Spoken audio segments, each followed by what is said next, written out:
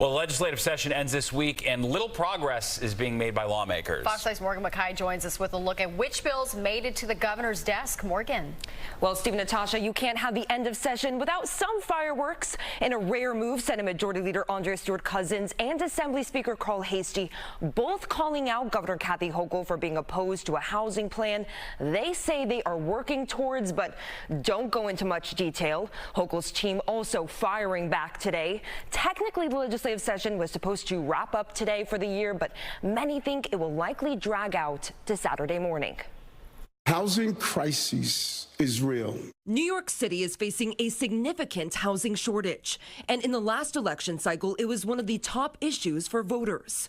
However, despite numerous attempts, it seems like a deal to get anything done on housing is stalled for now. In a statement, the two legislative leaders say they cannot come to an agreement with Governor Kathy Hochul. Quote, "It takes all three parties, the Senate, the Assembly, and the governor, in order to enact legislation into law." Yet since Democrats have supermajorities in both houses, technically, if they had the votes, they could override any veto from the governor.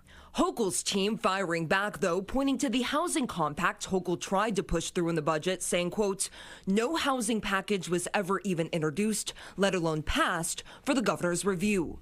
Mayor Eric Adams emphasizing that lawmakers cannot walk away from Albany without some deal on top issues like 421A. If we don't come out of Albany with a housing plan and put those bills on the floor, then we're not going to have housing in the pipeline. There are numerous outstanding bills up in Albany that might not pass until the final few hours.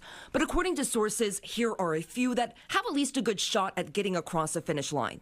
The Clean Slate Act, which would seal criminal convictions after a certain number of years.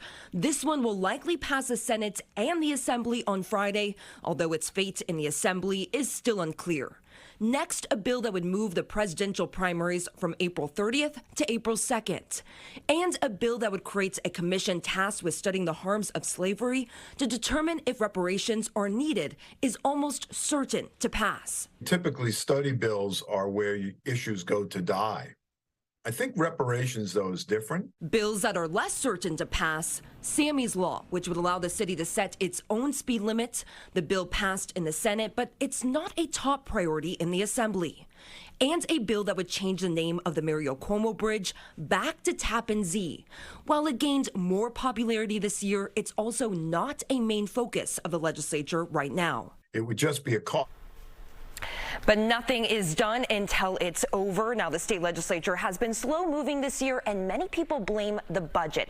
It was over a month late, which is the latest it's been in over a decade, leaving only about a month for the legislature to do everything else. Steve, Natasha? Time is running out. All right, Morgan, thank you.